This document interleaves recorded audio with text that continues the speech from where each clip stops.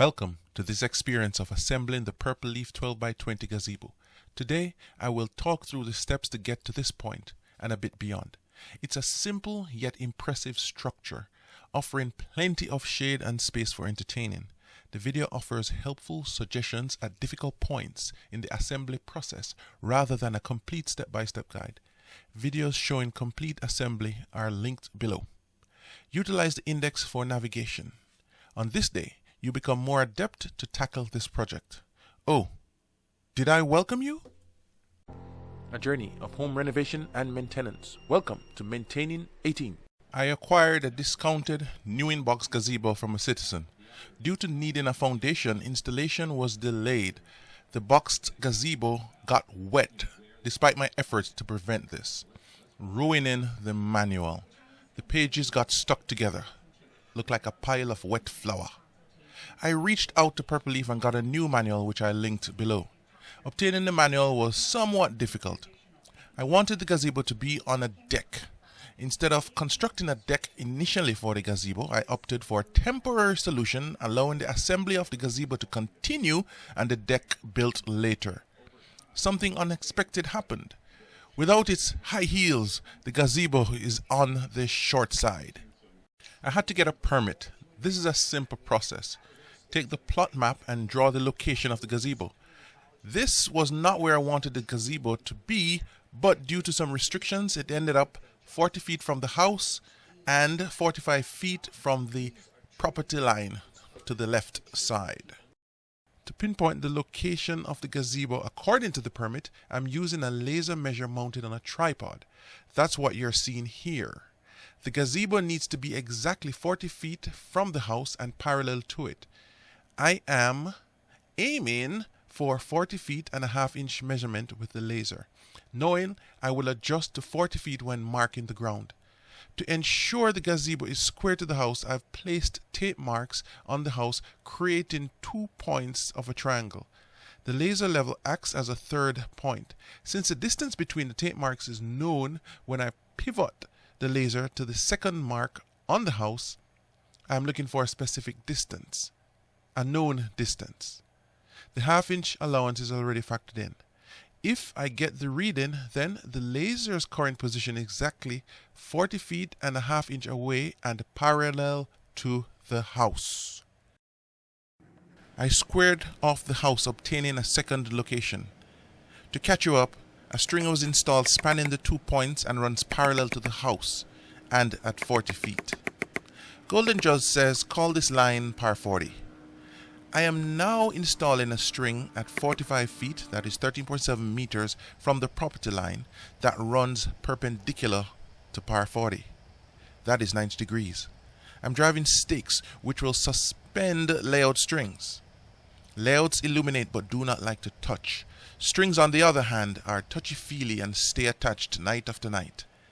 I use the laser level with the crosshair setting. One red line runs exactly on par 40 all the way down. The second line runs exactly where per 45 will be. Now I have the location of the cornerstone. The building code requires some form of footing. However, in my area for prefab gazebos, it's by the manufacturer's recommendation, and that's 15 by 15 by 15 concrete block. That is a 15-inch cube. I built a jig to help in the marking of the location of the footings. The carefulness does not stop. Using the jig, which represents a footing, I measured the location of the other footings. I also double-checked for squareness. I was trying to complete the layout quickly and went into the night. It is best to complete the layout and check it at every possible chance. Great care has to be taken with this step. Time to dig. There will be some challenges. One is roots. Roots are typically found in the first 2 feet of soil, and fortunately, in my case, I encountered only 2. They were about 2 to 3 inches in diameter. And there were quite a bit of smaller ones. However, they're small, they were easy to cut through with the shovel. No worries. It took about 25 to 30 minutes to dig a rectangle 24 inches deep and 15 by 15 inches in length and width using hand tools and when roots were encountered. The soil is also properly disposed of. It took me about 10 minutes otherwise. This is when I'm using power tools. Before moving to the next step, I tamped the bottom of the hole to ensure that it's compressed. It is undisturbed soil. Some people skip this step. I like to tamp it down. The foundation is made from concrete, which goes from powder to liquid to solid. These holes will do well to keep the concrete in liquid form contained while it cures to a solid. I have to elevate the concrete above the ground, and so another form option is needed. I decided to do this in 2 phases, so I had to exceed 15 inches square. First, I lined the square dugout with folded landscape fabric. A helpful tip is to use a tamper to secure the fabric, prevent it from shifting. Then add 4 to 6 inches of gravel. First I added 2 inches, then I tamped that down, then I added another 2 inches, then I tamped that down. I continue until I reached 18 inches of depth remaining. Why 18 inches and not 15? Why not 36 inches where the frost line is? I figure it's the best compromise considering the frost line is at 36 inches. However, when freeze or frost occurs, there is a 1-inch shift over 20 feet. That is substantial. However, the shift diminishes the deeper you go. So I compromised. I went 2/3 of the way. I also met the manufacturer's requirements and the township's requirements. And I get to complete this project a little quicker, and I do have surety that it will stand the test of time. After Golden Judge considered the matter, the outcome was to mix cement in buckets. An advantage is the amount mixed is easier to control and is power tool friendly. This reminds me of an episode in the kitchen. I much rather use a mixer, powered mixer, to mix iced tea than using a spoon. Sometimes I find undissolved sugars are left at the bottom when using a spoon. A spoon in here would be equivalent to a shovel and a wheelbarrow. Rebar is important to increase the strength of the structure, in this case the foundation. It is to be embedded no less than 3 inches into the concrete. This tool is typically used for drywall to extract the compound from the bucket. Here I'm using it to make sure every last drop of cement possible is removed from the bucket.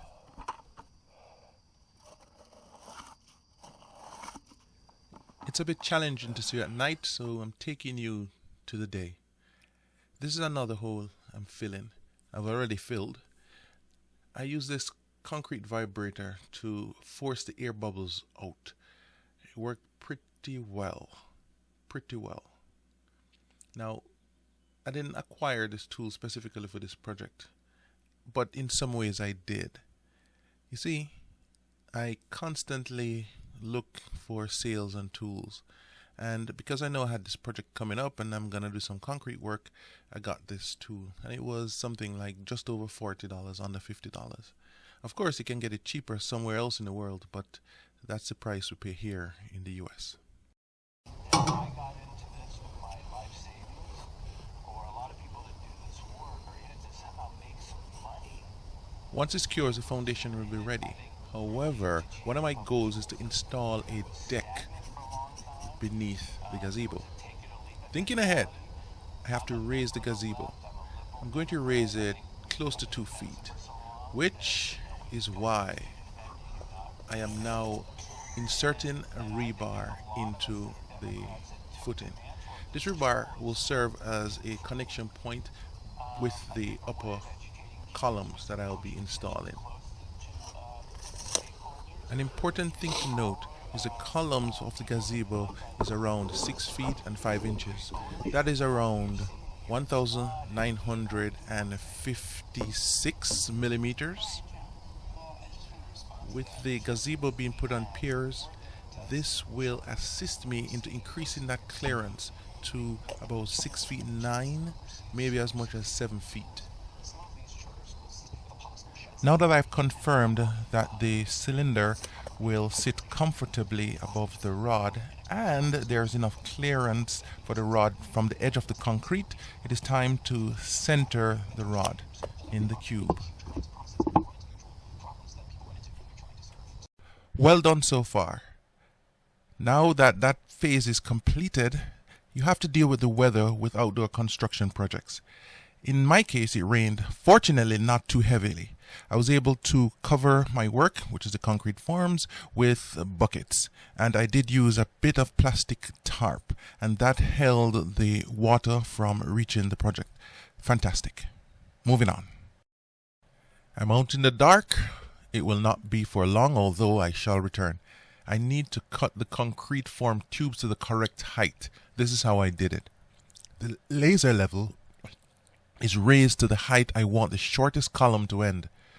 I then proceeded to cut the form tube. Admittedly, this is not a repeatable technique and it has some flaws. Therefore, I made some adjustments. This is what I did. I used the laser level to make a reference mark and about 1 inch above where the laser level line was. I then cut the cylinder form using a knife.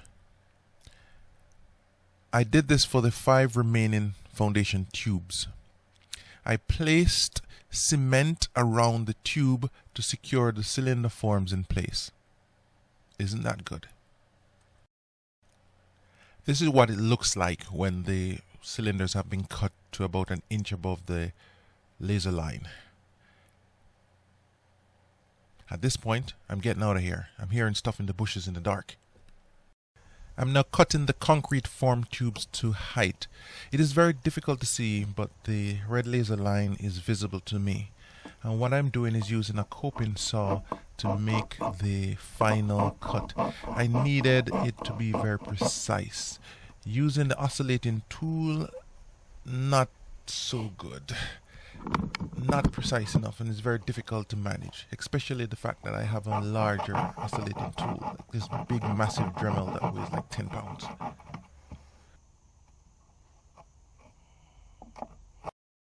I skipped ahead, completing the front portion. The rear is now left. You can see the laser line showing up on camera. A quick note, I'm now using a 12-inch diameter concrete form tube. Earlier I had a 8-inch diameter concrete form tube. The reason for that is the columns are not all the same size at the base, so I was going to use 12 inches at the corners and then 8 inches in the middle, but I decided to go with 12 inches all around. Design change.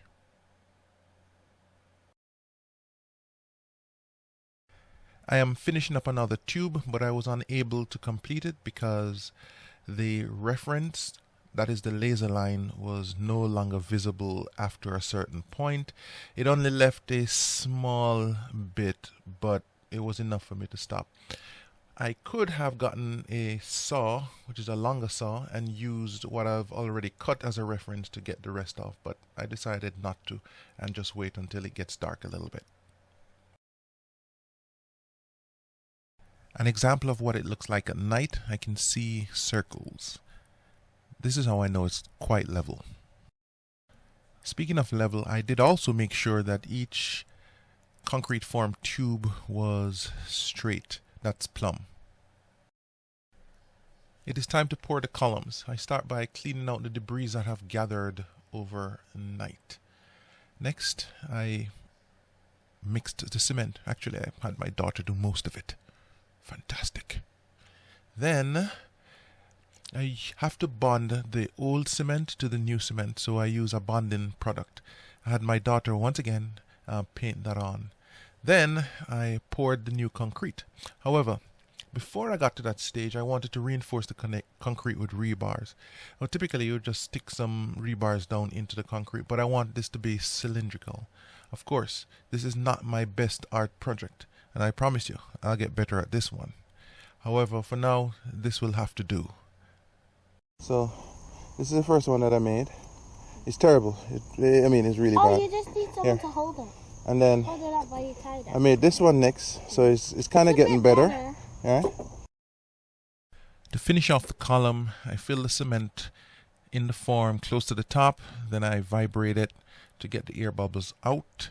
After that, I continued to fill the tube. Then once it's full, I smooth it off with a trowel. And that brings it to an end. Now, some of them settled, some did not settle. So it's good to overpack it a bit with cement and allow it to run over. I've put this side up. It was quite challenging in a couple of spots because the bottom screws, which hold it in place, these ones here, here, here, here, here, going all the way down, are easily accessible. You can access them by just, getting up on the ladder, and they're right there. Okay? Now coming out, there's another set of screws right along the middle, going over there.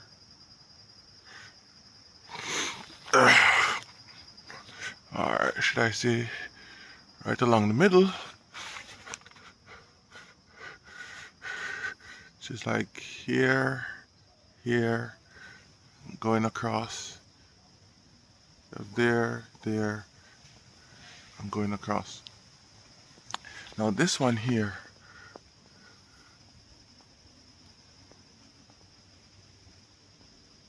that one there, on the opposite side is tricky. And then this one up here is also tricky. I was able to reach it by putting my hand around the vent right here. I removed the vent and then put my hand over to get to it, and screw it down from the top. All right. This one was not too bad. Now on this side, I did something different. Okay, instead of putting the panels down and securing the bottom screws first, I did them as I went along. So I was able to reach the screw a little bit easier without having to take the panels out. So that's what I did to get to that side. Now,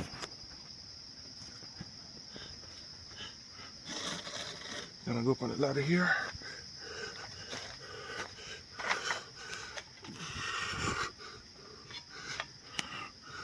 Okay, now I'm up under here. Context. Each of them have one of these little blocks in the middle, like inside, in the middle. Each of them have one of these blocks. You can see that, and it's inside here. So there's one. The screw goes into one, and there's another one up here. Again, the block. It's another block inside here. So that was a bit tough to get into. Okay. There's also another one, these blocks down there as well. Yeah. So that was a bit tough. This is one of the issues that I have.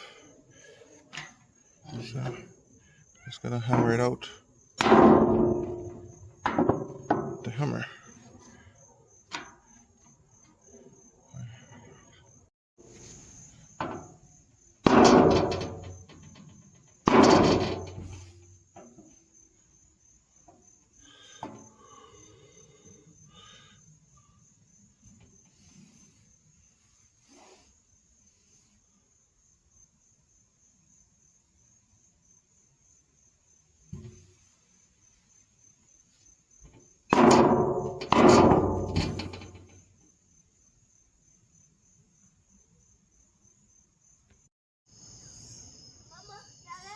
Yeah?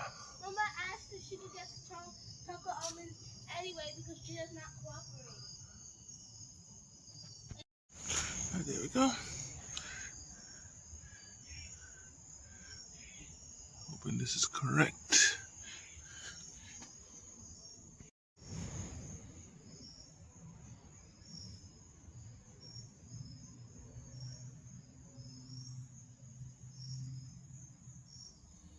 Now the thing is, while the bottom pieces did not line up correctly, the top pieces lined up absolutely correctly. No issues at all. Now the issue started around the bottom side, around right here, and I think 1, 2, 3, 4 panels were affected. These 4 panels that come from the corner, going up and coming down right there. All those panels were. I ran into an issue where none of these screw holes were in line. That's not good. So what I ended up doing was drilling holes into the sheet metal.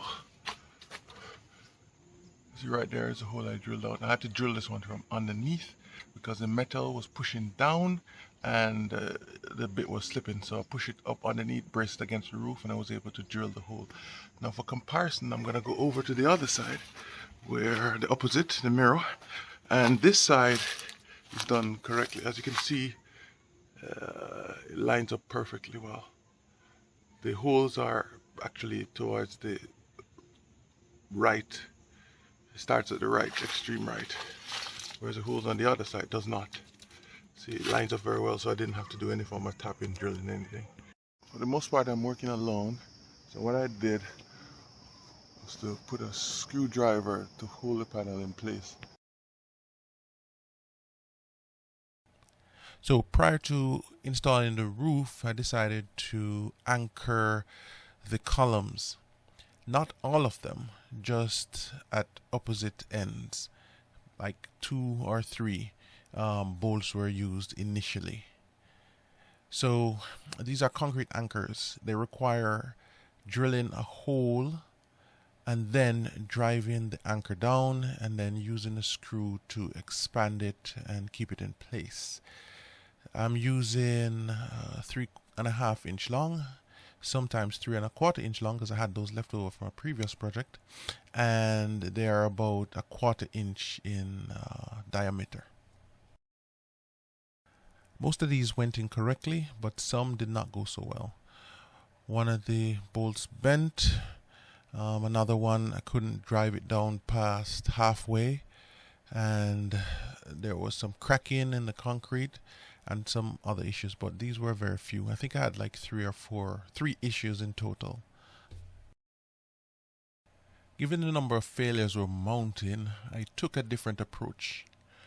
I used a concrete adhesive anchor to secure the remaining bolts, and the installation is as follows. I drilled a bigger hole, filled the hole with adhesive, then insert the bolt. It was very easy to insert the bolt given the bigger hole. Once the bolt is inserted, I put the washer on and then I put on the nut, and all I had to do from this point was just leave it and let it dry. This method proved 100% successful. Had 0 problems, 0 issues. A note on the concrete anchor adhesive: when it hardens, it's tougher than concrete. If you hit concrete, it will probably shatter, but this thing, the hammer just bounces off. It's a beast. A little bit of a throwback. In order to drill a bigger hole, I had to widen the hole that was already in the foot of the gazebo. So I simply use a step bit to get this done, using the existing hole that was there so that the bit is not damaged. Then using a bigger drill bit, I widened the hole in the concrete. For some reason, the middle post, this particular middle post, did not sit on top of the concrete flush to the point where it was contacting. It was up maybe 1/8 to 1/4 inch Not sure why that was. It is what it is. However, because I can shift the column, I took advantage of this and I was able to drill the holes without having to go through the actual footing itself. So this was fantastic. So if you can, take advantage of the flexibility of the columns. We're at the end. Thank you for watching. There's a couple of things to discuss. Number one, hanging off the privacy screen and the mosquito net was not included. These are very simple. I've included a playlist, and the playlist has other people installing their gazebos. Now, the gazebos, despite their name brand, is very similar materials, features, functionality, and installation. Others have tips as well. I encourage you to explore this a little further. The mosquito net and the privacy screen is not suitable for me at this time because I have a deck to put under the gazebo. And finally, I'm navigating home ownership and renovation. Subscribe, like, share. Thank you. The day is won.